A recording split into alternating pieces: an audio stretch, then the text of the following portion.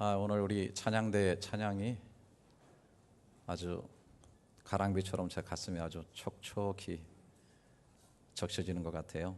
물론 하나님께서 영광을 받으셨지만요. 그것은 아마 제가 지난 한 주간 동안 이런저런 세상 일을 보면서 세상 참 허탄하다, 참 허무하다 하는 것을 제가 깊게 느끼면서 제 마음이 약간은 좀 이렇게 깔아앉아 있는 것 때문이 아닐까 그런 생각을 해봅니다. 그 중에서도 김종학 PD가 이 고시텔에서 쓸쓸하게 자살로 인생을 마감했다는 그런 뉴스를 접한 것이죠. 제가 이곳에 1988년도에 와가지고 초창기 지내면서 그때는 뭐 인터넷도 안 되고 한국 방송도 보기 어려웠기 때문에 드라마를 보고 싶으면은 비디오 가게에서 한꺼번에 다 빌려와야 됐어요. 그러다 보니까 한 편 드라마를 보려고 하면은 거의 날밤을 새워서 거의 한 2박 3일에 걸쳐서 보게 돼요. 왜냐하면 아시겠지만 이 드라마 끝이 반드시 그 다음을 안 보고는 못 견디게 그렇게 끝나기 때문에 그냥 있을 수가 없어요. 그래서 날밤을 새면서 보게 되는데 제가 첫 번째 봤던 것이 1992년도에 나왔던 여명의 눈동자라고 하는 그런 드라마였습니다. 그 일제 식민지 시대부터 시작을 해가지고 6.25 동란을 거쳐가는 그 어간 속에서 거기 나오는 주인공들이 서로 사랑하고 만나고 헤어지고 또 역사의 굽이침 속에서 비극적인 그러한 어려움들을 겪어가는, 그러면서도 상당히 참 진한 감동을 주는 그런 드라마였었습니다. 제가 2박 3일 만에 새벽에 그 드라마가 끝나는 그 마지막 그 여주인공 여욱이 총 맞아 죽는 장면을 보면서 사나이 진한 눈물을 흘리고야 말았습니다. 기억이 지금도 생생해요. 그리고 그 이후에 1995년도에 나왔던 이 모래시계라고 하는 또 드라마에 제가 사로잡히게 됐어요. 그것도 한 3일에 걸쳐서 열심히 본 것 같은데, 그거는 이제 저의 역사의 흔적이 남아있는 80년대를 기점으로 해서 소위 5.18 민주화 운동, 또 새로운 공화국이 형성되게 되는 그런 어간의 과정 속에서 또 주인공들이 서로 만나서 우정을 나누고 사랑을 나누고, 그러나 또 그 역사의 흐름에 거대한 수레바퀴 속에서 삶이 갈기갈기 찢겨지면서 여러 가지 비극적 운명을 겪는 그런 내용들을 보게 된 것이죠. 지금도 뭐 장면들이 머릿속에 생생해요. 그리고 그 배경음악, 소련의 어떤 가수인지 모르는데 아주 저음으로 부르는 그 노랫가락은 정말 저의 마음을 온통 사로잡고 완전히 드라마 속으로 풍덩 빠지게 했던 것을 기억하게 됩니다. 그런데 이 두 드라마를 감독한 분이 바로 김종학 PD라는 사실을 나중에 알게 되었는데요. 이분은 나중에도 인간시장, 태왕사신기, 또 최근에 나온 신이라고 하는 그런 드라마를 감독했습니다. 제가 어렸을 때 많이 보았던 수사반장이라고 하는 드라마도 그분의 작품이라고 하는 것이죠. 그분은 여명의 눈동자, 모래시계를 경이적인 40% 이상의 시청률로 끌어올렸고, 또 지금도 활동하고 있는 수많은 탑 배우들을 갖다가 출산시켰고, 또 소위 우리가 지금 겪고 있는 한류라고 하는 이 문화의 그 원동력을 만들어주신 분이 아닌가 그렇게 생각이 듭니다. 우리 시대의 드라마 속에서 같이 숨쉬고 같이 움직이고 같이 생각을 나누었던 이 거장이 뭐 내용은 잘 모르겠습니다만 너무나 초라하게 그 고시텔 속에서 연탄불을 피워놓고 쓸쓸하게 생을 마감했다고 하는 사실을 생각해 볼 때 참 도대체 한 인간의 성공이나 인기나 그리고 성취와 업적이 도대체 무엇을 의미하는 것인가라는 깊은 회의에 빠지지 않을 수가 없습니다. 그러면서 오늘 본문 5절의 말씀이 생각이 나는 거예요. 사람은 그가 든든히 서 있는 때에도 진실로 모두가 허사뿐이니이다. 그가 능히 든든히 서 있고 명예와 그리고 인기의 높은 탑 위에 서 있었지만은 그러나 모든 것이 다 허사뿐이다라고 하는 그 말씀이 아주 가슴 절절히 느껴지는 그런 사건이라고 하는 것이죠. 또 요즘 계속해서 방송에 나오는 한 분을 생각하게 됩니다. 전두환 전 대통령이죠. 군인 출신 아닙니까? 박정희 전 대통령의 암살 이후에 격동기였던 1980년 12.12 사건을 통해 가지고 정권을 잡게 되고 7년 동안이나 대통령직에 있었고 또 그 육사 동기생인 후임 노태우 대통령이 5년을 더하면서 사실 그의 자리는 굉장히 공고하게 되는 그런 것 같은 느낌을 갖게 됩니다. 그러나 다음 후임이었던 김영삼 대통령 때에 역사 바로 세우기 정책에 의해서 수감을 당하고 옥살이를 당하는 고난을 치르게 되죠. 또 1997년도에 거액의 뇌물을 받은 혐의로 2,205억의 벌금형을 받게 됩니다. 나머지는 다 추징을 당했지만은 1,672억 원이 추징되지 못하는 채로 미납하게 된 상태로 있게 되었죠. 그는 한때 내 전 재산이 29만 원이라고 하면서 세금 납부를 거부해 왔습니다. 여러분 잘 아시는 지난 6월 국회에서 그 야당이 발의해가지고 전두환 추징법을 통과시켜가지고 시효가 2020년까지도 이렇게 연장이 되게 됐습니다. 아주 요즘 보니까 검찰이 아주 칼을 빼들고 이번에 한번 뿌리 뽑겠다는 식으로 지금 뭐 샅샅이 뒤지고 있는 그런 모습을 보게 되는데요. 본인은 계속 돈이 없다고 하는데 자녀들과 주변의 친인척들 엄청난 재산을 가지고 있는 것을 보게 됩니다. 금고가 나오고 통장이 나오고 고액의 미술품들이 쏟아져 나오고 있습니다.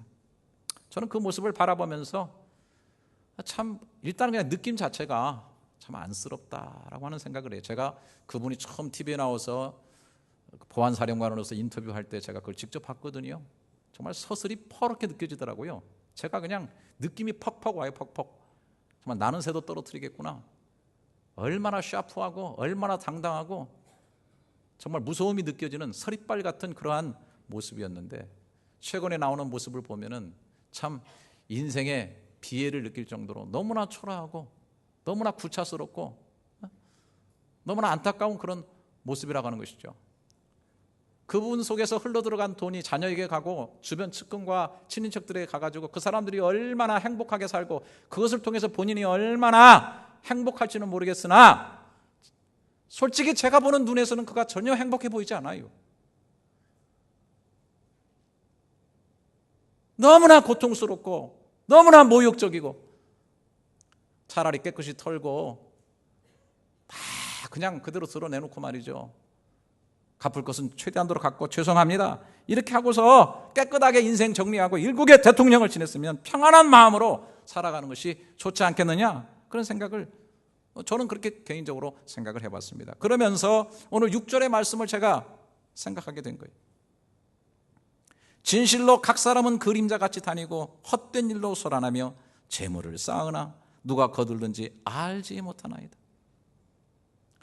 매우 소란했고 역사를 뒤집는 것 같고 엄청난 일을 한 것 같지만은 그러나 다 그림자같이 다니는 것이고 재물을 많이 쌓았지만은 누구 손에 있는지 알지 못하는 그렇게 쌓은 권력, 그렇게 쌓은 재물들이 자기를 잘 방어해주고 공교하게 만들 것 같은데 결국 그러지 못했다는 거예요. 사람이 살다 보면 잘 나갈 때도 있고 든든히 설 때도 있고 세인의 주목을 받을 때도 있고 인기가 있을 때도 있고 영원히 지속될 때도 있는 것 같지만은 그러나 세월이 굽이치고 인생의 뒤안길에서 바라볼 때 그 모든 것들이 다 허사가 되고 그림자 같고 그리고 내가 쥐었던 이 모든 것들이 다른 사람의 손에서 넘어져 가게 되고 유린당하게 되는 그런 것들을 보게 될 때도 오게 됐다는 거예요. 오늘 본문을 쓴 사람이 바로 다윗입니다. 다윗의 삶을 바라보면 진실로 든든한 것 같은 그러한 모습을 보여줍니다. 그가 이미 어렸을 때 사무엘을 통해서 왕으로 기름 부으심을 받고 점지된 사람입니다. 아버지의 심부름에 전쟁터에 갔다가 블레셋의 최고의 명장이었던 거구 골리앗을 한 방에 쓰러뜨리고 전쟁 영웅이 된 사람 아닙니까? 그가 예루살렘에 돌아왔을 때 당시에 호령했던 사울왕은 천천히고 다윗은 만만이라고 하는 수많은 거리의 여인들의 환송을 받으면서 인기가 하늘을 찌르댔던 그런 사람입니다. 후일의 왕에 취임해서 수많은 전쟁과 전쟁을 통해서 이스라엘 역사 건국 이래의 최고의 넓은 영토를 차지하고 가장 왕위를 굳건하게 했던 그런 시대에 존경받는 그런 왕이었다고 하는 것입니다. 그런데 그가 그의 인생 거의 말년이 되어서 이 모든 것들이 진실로 허사고 그림자와 같고 내가 쌓은 재물이 누구 손에 들어갈지 알지 못한다는 그런 고백을 하는 거예요. 오늘 여기 13절 좀 뒤로 넘어가서 본문에 제가 읽진 않았습니다만은 13절 이렇게 되어 있죠. 주는 나를 용서하사 내가 떠나 없애기 전에 나의 건강을 회복시키소서. 아마 50세나 한 60세 정도 인생의 거의 석양지근은 그런 거의 마무리를 눈앞에 두고서 쓴 시라고 볼 수 있는데 바로 그때 주여 나를 용서하여 주시옵소서. 돌아보니 늘 든든히 서 있고 왕위를 갖고 모든 것을 가진 것 같았지만은 하나님 앞에서 바라볼 때는 하나님의 용서가 절실히 필요한 그런 존재 아니었던가. 전쟁을 하다 보니 수많은 정적들이 있었고 여러분 나중에는 아들 압살롬이 자기를 반역해가지고서 칼끝을 겨눴고 그 압살롬을 죽일 수밖에 없었던 본인이 원하지는 않았지만은 그런 형태로 들어갈 수밖에 없었던 할 때 잣나갈 때 뒷짐을 지고 지붕 위를 거닐다가 한 여인의 유혹 속에 빠져들어서 충직 우리아를 죽이고 그리고 그 남의 아내를 취해댔던 그러한 과실들 뒤돌아보니까 또 수많은 문제들이 자신에게 있었기 때문에 주여 나를 용서하여 주시옵소서. 바로 이때 아마 육신적인 질병에 갇혀 있는지도 모르겠어요. 주여 내 건강을 회복시켜 주시옵소서. 바로 인생을 처절하게 바라보며 깊이 관조하면서 그는 결국 뜨거운 마음으로, 여러분 그냥 마음이 아니에요.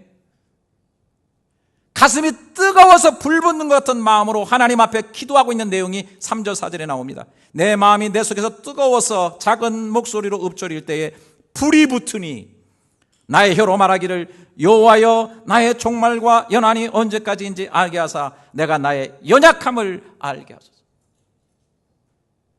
바로 이 시점에 하나님 정말 저에게 필요한 것은 내가 건강이 무너졌고 내 앞날이 마지막이 다가오고 있고 지나고 보니까 모든 것이 허사 같은 이때 정말 필요한 것은 하나님 나로 하여금 내 것을 분명하게 보게 하여 주시고 나의 연약함을 진심으로 깨닫게 하여 주시옵소서. 단순히 입술 뿐이 아니라 단순히 그냥 세상을 보니까 그런 정도가 아니라 정말로 내가 얼마나 연약한 사람인가를 깨닫게 주시옵소서. 정말 이게 지혜라고 생각해요. 나의 죄됨을 알고 나의 연약함을 정말로 진심으로 깨달을 줄 아는 사람, 그걸 하나님 앞에 알게 해달라고 기도할 수 있는 사람, 이 사람이 지혜로운 사람이 아닌가 생각이 돼요. 그런데 오늘 제가 이렇게 말하니까 굉장히 허무하죠. 굉장히 우울함에 빠질 수밖에 없죠. 만약 여기까지라고 한다면 참으로 슬프고 고통스러운 것뿐이 없어요. 하지만 그가 고백하는 중요한 얘기가 오늘 7절에 나오죠. 주여 이제 내가 무엇을 바라리요? 나의 소망은 주께 있나이다. 정말 가슴을 칩니다. 내가 무엇을 더 바라겠습니까? 이 시점에서 다시 돌아가서 더 많은 재물을 원하겠습니까? 내가 더 많은 향락을 원하겠습니까? 더 높은 권력을 원하겠습니까? 더 많은 나라의 영토를 내가 원하겠습니까? 주여 내가 무엇을 바라겠습니까? 이제 나의 소망은 오직 주님께만 있습니다. 정말 진실된 고백이라고 생각해요. 저는 이번에 우리 교회에 기독교 세계관 대학원 캐나다에 사고 계신 양승훈 박사님 오셔가지고 세미나 했을 때 나름대로 많은 감동을 받았어요. 그분은 카이스트에서 석사 박사를 다 했고요. 27살 때 경북대학에서 교수를 시작해가지고 정교수까지 되었던 그런 분인데 오늘날 모든 걸 다 그만두고 기독교 세계관을 가르치는 대학을 꼭 해야 되겠다 그래서 이제 그것에 매진하고 있는데, 그분이 오셔서 수요일날 세미나를 했는데, 여러분 아마 들은 분도 계시지만 많은 분들이 안 오셨기 때문에 제가 그걸 좀 요약하면서 전하려고 해요. 왜냐하면 오늘 이 본문하고 그분이 선택한 본문이 바로 이 다윗이 쓴 똑같은 시입니다. 그분이 선택한 본문이 뭐냐면 시편 8편 3절부터 5절입니다. 제가 읽어보면, 주의 손가락으로 만드신 주의 하늘과 주께서 베풀어 주신 달과 별들을 내가 보니 사람이 무엇이기에 주께서 그를 생각하시며 인자가 무엇이기에 주께서 그를 돌보시나이까. 그를 하나님보다 조금 못하게 하시고 영화와 존귀로 관을 씌우셨나이다. 포인트는 뭐냐면 사람이 무엇이기에. 여러분 사람이 무엇이에요? 사람이 뭐예요? 그게 바로 정체성이죠. 내가 어떤 존재인가? 나는 어떤 존재인가? 나의 정체성. 근데 놀랍게도 제가 지금 제 모습을 보려고 하면 제일 똑바로 보려면 거울 앞에 가서 봐야 되잖아요. 그와 마찬가지로 이 시편의 기자 다윗은 사람이 무엇인가, 내가 무엇인가를 알려고 하니까 그 앞에 중요한 얘기를 합니다. 주의 손가락으로 만드신 주의 하늘과 주께서 베풀어 두신 달과 별들을 내가 보면서 보니 사람이 무엇이기에 이렇게 나오고 있는 것입니다. 그러니까 하나님이 만드신 하늘과 온 우주 만물, 달과 별들을 보면서 내 존재가 어떤 존재인가라고 하는 정체성을 발견하게 되는 것인데요. 그분이 여러 가지로 설명을 했지만 저는 제 나름대로 그 내용을 가지고 제가 설명을 해본다면, 자, 오늘 제가 이 스크린에 여러분 보이죠? 제 얼굴 잘 보입니까? 저 굉장히 중요한 사람이에요. 오늘 여기서 아주 중요한 일을 하고 있어요. 메시지를 전하고 있고 예배를 인도하는, 제가 굉장히 important person, 아주 중요한 VIP입니다. 그런데 자, 이걸 조금 확대시키면 저만 있는 게 아니에요. 여러분들이 계세요. 여러분들이 계신 곳에 그 중에 내가 하나예요. 하나. 귀하신 여러분들 앞에서 그 중에 저는 한 사람인 거예요. 그런데 이것을 조금 더 확대시켜 보세요. 그러면 우리 상가라고 하는 주변 건물이 있겠죠. 이 건물 속에, 작은 건물 속에 지금 우리가 있고, 거기에서 지금 작은 곳에 제가 지금 굉장히 여러분 앞에 대단하게 서 있는 것 같지만은 이렇게 한 귀퉁이에 지금 서 있는 거예요. 자, 이것을 조금 확대시키면 안방 지역이 나오겠죠. 그 중에 한 건물 속에 우리가 있는 거예요. 자, 이걸 또 확대시키면은 쿠알라룸푸르가 나올 건가요? 스크린이 어디까지 가는지 난 잘 모르겠지만은, 저거 막 가다 보면은 나중에 가면 어디까지 갈 거예요? 말레이시아라고 하는 큰 범위가 나오게 되죠. 말레이시아의 쿠알라룸푸르라고 하는 그 안방 지역에 한 지금 점과 같은 곳에 지금 제가 있는 겁니다. 그런데 이걸 조금 더 확대시켜 보세요. 그러면 소위 말하는 그 행성, 지구라고 하는 그 행성이 딱 나오게 되죠. 그러니까 지구라고 하는 곳에서 정말 지구가 여러분 뭡니까? 70%가 물인데 그 중에 겨우 30%의 대륙 속에 우리가 생각할 때는 어마어마하게 큰 것 같지만은 거기에 말레이시아라는 곳에 한 작은 지역의 한 점에 지금 제가 서 있다라고 하는 것입니다. 자, 이것을 확대시켜 보면 지구는 지구만 있는 것이 아니라 태양계라고 하는 곳에 함께 있는 것이 바로 지구인 것입니다. 여러 행성들이 지구를 돌고 있는데요. 그 행성들 중에 예를 들어서 목성 같은 경우를 보게 되면 같은 행성인데 지구는 목성 크기의 1300분의 1밖에 안 된다는 것입니다.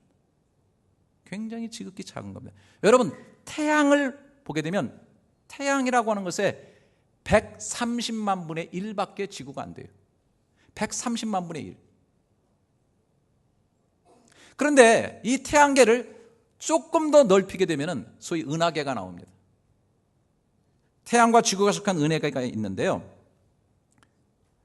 이 지구보다 130만 배가 큰 태양 같은 별이 태양계가 속해 있는 은하계 안에 2,000억 개가 있습니다. 2,000억 개. 그런데 이것이 하나의 은하계거든요. 그런데 이러한 은하계가 제가 미리 말씀드리면 관측되고 알려진 것들로 하면 1,000억 개가 넘습니다. 가장 가까운 지구가 속해 있는 은하계에 가장 가까운 은하계가 안드로메다 은하계인데 지구에서부터 250광년이 걸리는 곳에 있습니다. 여러분, 빛이 나가는 속도가 똑딱하면은 지구를 7바퀴 반 도는 속도로 간다 그래요. 근데 이 속력으로 가게 될 때 250만 년을 가는 곳에 제일 가까운 다른 은하계가 있다고 하는 것입니다. 우리 은하계만 해도요, 지구와 태양계가 속한 은하계, 이쪽 은하계에서 저쪽 은하계까지 가려고 하면은 10만 광년이 걸린다는 거예요. 지구를 7바퀴 1초에 도는 이 속력으로 10만 년을 가야만 이쪽 은하계 끝에서 저쪽 은하계 끝에까지 가게 된다는 거예요. 이런 은하계들이 1,000억 개가 넘게 있다. 허블 망원경으로 관측해가지고서 우리가 발견한 마지막 별은 어느 정도 거리에 있느냐? 130억 광년 거리에 있다는 거예요. 그러면 그 별이 허블 망원경에 포착되려고 하면은 그 빛이 거기서 출발해가지고 130억 년을 지금 달려와가지고 그 망원경에 지금 보이고 있다는 거예요. 은하계뿐 아니라 중간중간에 블랙홀에 대한 여러분 기사가 좀 찾아서 읽어보세요. 어마어마한 넓이와 크기를 가진 블랙홀들이 또 곳곳에 존재하고 있습니다. 제가 수요일 날 그 얘기를 들으면서 머리통을 키우려고 하는데 이 머리통에 한계가 있어가지고 우주가 들어오질 않아요. 뻐개질 것 같아 이게. 얼마나 큰지 말로 못해. 그런 우주 속에 좁히고 들어와서 말레이시아로 들어와서 쿠알라룸푸르 들어와서 안방 들어와서 좁히면 여기 상가에 교회에 제가 지금 서 있는 겁니다. 그러면 그분이 그런 얘기를 할 때 참 고개가 끄덕여졌어요. 아, 나는 먼지만 또 못한 존재다라고 할 때 먼지에 갖다 비유하는 것도 감지덕지다는 거예요. 먼지도 안 돼. 제가 여기 서 있는 저라고 하는 존재가 전 우주라고 하는 객관적 가치에 따져보게 되면 먼지도 안 됩니다. 제가 뭐 굉장한 사람 같지만 제가 여기서 지금 죽는다고 하고 소멸된다고 한다면 이 온 우주에 정말 짧은 머리카락 기스 정도 하나도 안 나요. 아무런 영향이 온 우주에 없습니다. 네. 제가 날고 설치고 역사에 별 짓을 다 해도 온 우주에 물방울 파장 하나 못 일으킵니다. 참 우리 인생들 그러고 보면 엄청 까불죠? 엄청 까불어요. 네. 그런데 문제는 그 다음이에요. 내가 하나님 만드신 하늘과 우주와 달과 별들을 보으니 사람이 무엇이길래 자 주께서 저를 생각하시며 인자가 무엇이길래 주께서 그를 돌보시나이까. 아멘 하셔야 되는데 여러분 놀랍잖아요. 그런 광대한 우주를 만드시고 운행하시는 하나님의 생각 속에 내가 있다는 거예요. 여러분, 뭐 저와 여러분 하나님 믿는 분들은 다 그런 생각할 겁니다. 우주는 저절로 만들어지지 않았다는 거.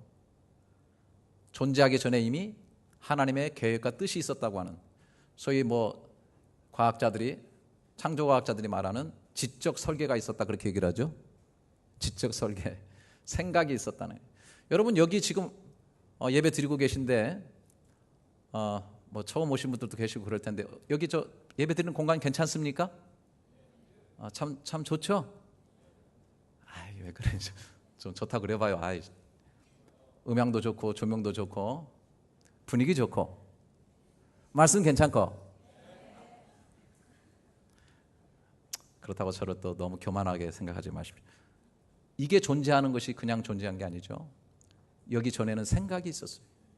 특별히 부족하지만 제 생각이 많이 있었어요. 앞으로 교회를 짓게 되면 내가 아내를 이렇게 해야 되겠다고 하는, 정말 무수히 드로잉을 그리고 생각을 하고, 앞에 강단은 이렇게 만들어야 되겠다, 조명은 이렇게 해야 되겠다, 음향은 반드시 이렇게 해야 되겠다, 구조를 다 만들고, 의자는 제가 이렇게 낮게 의자로 꼭 놔야 행사할 때 좋겠다. 그래서 한국에서 여러 군데를 제가 직접 다니면서 의자를 보고, 이 의자가 공장이 중국에 있다 그래서 중국에서 다 맞춰가지고 실어온 거예요. 네. 어느 것 하나 볼 때, 죄송합니다만은 우리 장로님들 다 있고 다 했겠지만 제 생각이 많이 들어가 있습니다. 그 존재하고 있는 거예요. 우주 만물을 만드셨을 때 하나님은 누구를 생각하셨냐면 바로 저와 여러분을 생각하신 거예요. 사람이 무엇이길래 하나님이 인생을 생각하시고 인생이 살아가기에 적합하게 하나하나 바라본 모든 것들이 다 목적을 띠고 기기묘묘하게, 뿐만 아니라 우리 인체라고 하는 이 자체가 정말로 기기묘묘하게 하나님께서 만들어 놓으신 거예요. 하나님의 생각이 있었다는 거예요. 천지 만물을 봐도 하나님의 생각이 있었고, 우리를 봐도 하나님의 생각이 있었고, 더더욱 우리가 성경에서 말하는 하나님이 우리의 구원을 위해서 하신 일에는 많은 생각이 있었다는 거예요. 그래서 여러분 너무 잘 아시는 예배소서 1장 4절부터 5절에 보면, 그 창세전에 모든 것이 만들어지기도 전에, 해와 달과 별들이 만들어지기 전에, 지구가 만들어지기 전에 그리스도 안에서 우리를 택하사, 하나님의 생각 속에서는 이미 구원을 택하셨다는 거예요. 우리로 사랑 안에서 그 앞에 거룩하고 흠이 없게 하시려고 그 기쁘신 뜻대로 우리를 예정하사 예수 그리스도로 말미암아 자기의 아들들이 되게 하셨으니 그랬어요. 기쁘신 뜻이 뭐예요? 생각. 계획을 가지셨다는 거예요. 여러분, 우리는 이것을 늘 생각해야 됩니다. 우리가 하나님의 생각 속에 있었다는 것을 늘 생각하시기를 축원합니다. 이 생각이 얼마나 중요한지 모릅니다. 이렇게 놀라운 우주 만물 속에 인간을 지으시고 영화와 존귀로 간을 씌우시고, 특별히 예수 그리스도 통해서 우리를 구원하사 찬송받으시기를 원하고 영광 받으시기를 원하신다고 하는 이 사실을 생각해 볼 때 우리는 얼마나 놀라운 존재지. 그렇기 때문에 우주라고 하는 것을 바라보며, 해와 달을 바라보며, 하늘을 바라보며, 객관적 가치로서는 우리가 먼지만도 못한 왜소하고 아주 작은 존재이지만, 하나님을 통해서 주관적 가치로 바라볼 때 우리는 하나님의 생각 속에 있고 계획 속에 있고 뜻 속에 있으면서 하나님 앞에 영광 돌릴 수 있는 무한한 가치를 가진 인생임을 믿으시기를 주님의 이름으로 축원합니다. 다윗이 어떻게 하나님 앞에 소망 두지 않고 살 수 있겠어요? 가져봤고 되어봤고 다 해봤고 잘난 척 해봤고 인기도 얻고 다 했지만 내가 무엇을 더 바라리요? 이것은 다 가진 사람이 배를 들이밀면서 느긋하게 폼재면서 하는 소리가 아닙니다. 자기 인격이나 부풀리려고 치장하면서 거짓 짐짓하면서 겸손한 척하면서 하는 그런 얘기가 아니에요. 정말로 마음 골수 속에서 내가 정말 무엇을 더 바라겠는가?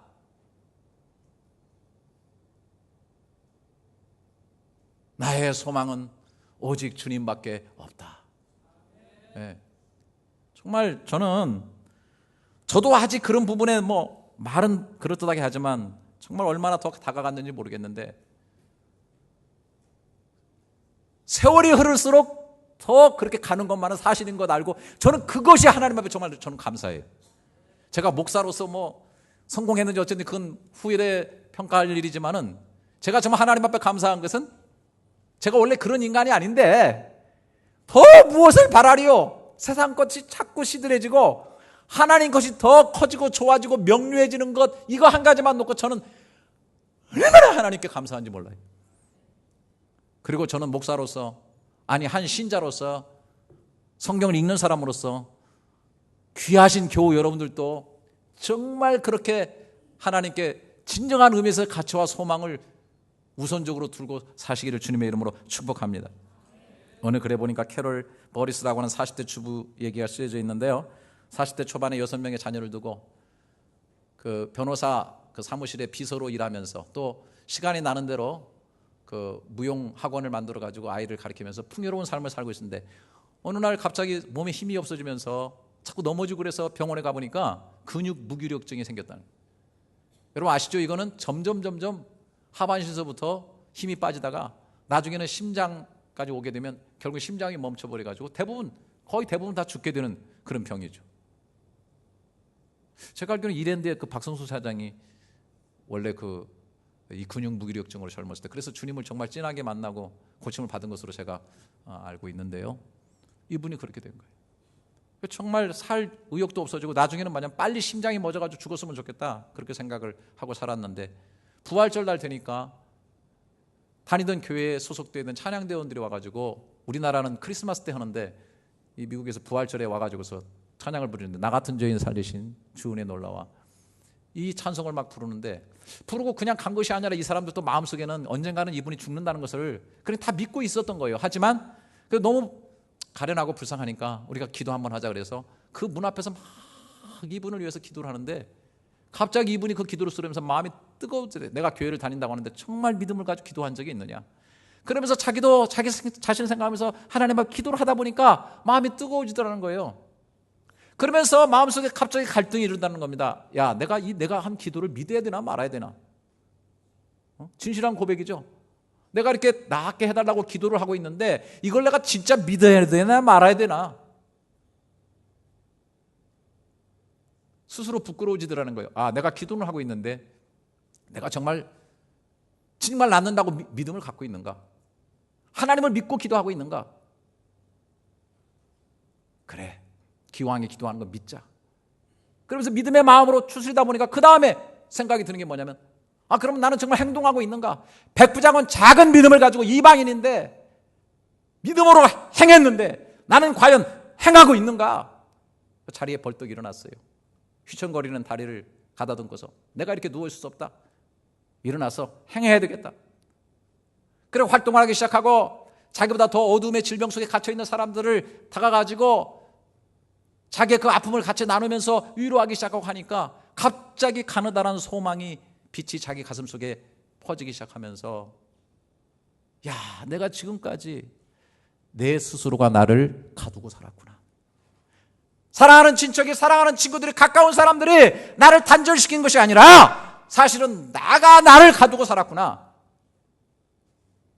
이 생명의 불꽃 타는 때까지 내 속에 조그마한 사랑이라도 움틀고 있다면 이 사랑을 나누리. 이렇게 하면서 이 집 저 집을 다니면서 위로하고 격려하는 가운데 이분이 서서히 고침을 받기 시작해가지고 50대 중반인데 지금은 교회 사무직을 보면서 많은 강연을 다니고 있고 완전히 근육 무기력증에서 나음을 입었다고 하는 그 내용을 제가 봤어요.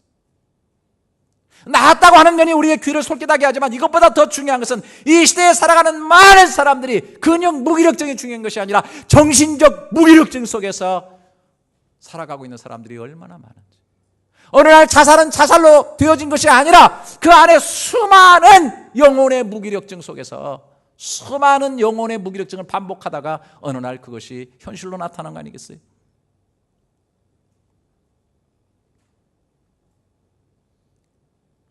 든든히 섰던 것도 진실로 허사뿐이로소이다. 내가 다니는 것이 그림자와 같다. 내가 쥐고 있는 것이 날아가서 다 다른 사람들 손에 건너가게 된다고 하는 삶의 그 아픔과 그림자 같은 허무한 허탄한 그 세상을 바라보면서 흔들리는 그 마음을, 내가 이제 무엇을 바라리요? 나의 소망은 오직 하나님께 있다라고 하는 이 사실을 다윗이 붙잡았다는 사실이죠. 늘 그런 흔들렸어요. 늘 말씀드리지만 내 영혼아, 영혼을 흔들어 깨우면서 어찌하여 낭망하며 어찌하여 불안해하는가, 현실을 바라볼 때 그러나 너는 하나님을 바라라. 저도 아침에 일어나서 창문을 거실에 나가가지고 제 나름대로 뭔가 신선한 공기를 막 마시고 하면서 제가 마지막엔 그래요. 제가 외쳐요. 내 영혼아, 내 영혼아, 낙심하고 불안하지 말라. 내 영혼 기용아, 너는 하나님을 바라라. 그의 도우심을 인하여 오히려 찬송하게 될 것이다. 여러분, 저는 오늘 이렇게 얘기하고 싶어요. 좀 죄송하지만 김정학 씨나 전두환 전 대통령이나 만약에 그들이 든든히 섰다고 생각하는 잘 나가는 시간에 오늘 가슴에 불붙어 기도하는 다윗과 같은 기도, 나의 연한의 끝을 보게 하여 주시고 나의 연약함을 진실로 알게 하여 주옵소서. 내가 무엇을 더 바라겠습니까? 나의 소망은 주께 있나니라고 진실한 고백을 그들이 정말 할 수 있었다고 한다면 오늘 같은 그런 삶은 없었을 것이라고 저는 정말 감히 단언하고 싶어요. 그러나 오늘 저와 여러분이 오늘 스스로 섰다 생각하고 든든하게 잘 나간다고 아직은 호흡이 붙어 있다고 아직 생각하는 저와 여러분들이 주여, 내가 오늘의 삶에서 무엇을 바라리요? 나의 최종적인 소망은 주께 있습니다라고 고백하게 된다면 또한 내일의 삶이 달라질 것이라고 저는 생각합니다. 하나님의 생각 속에 우리가 있음을 생각하며 살아가는 축복된 삶이 될 수 있기를 주님의 이름으로 축원합니다. 기도하겠습니다. 주님, 이 세상을 제정신으로 깊이 들여다보면 허무하고 허탄하지 않은 것이 없음을 고백합니다. 우주와 만물 속의 나를 볼 때 객관적 가치로는 먼지맛도 못한 존재임을 알게 됩니다. 진실로 내 존재의 실체와 내 삶의 끝과 연약을 바로 볼 수 있는 지혜를 주시옵소서. 이런 우리를 생각해 주시고 돌보아 주시는 온 우주의 주인이신 하나님, 그 안에서 내 존재의 엄청난 가치, 주관적 가치를 깨닫게 하시고 더욱 하나님을 향한 소망을 품고 살게 하여 주시옵소서. 하늘의 환정산처럼 쌓았지만 어디로 갈지 모르는 재물을 하늘의 보화로 바꾸어 하늘에 쌓기 위해 드리는 모든 헌금들을 받으시고 하늘 소망으로 가득하게 채워 주시옵소서. 존귀하신 예수님의 이름으로 기도드립니다. 아멘.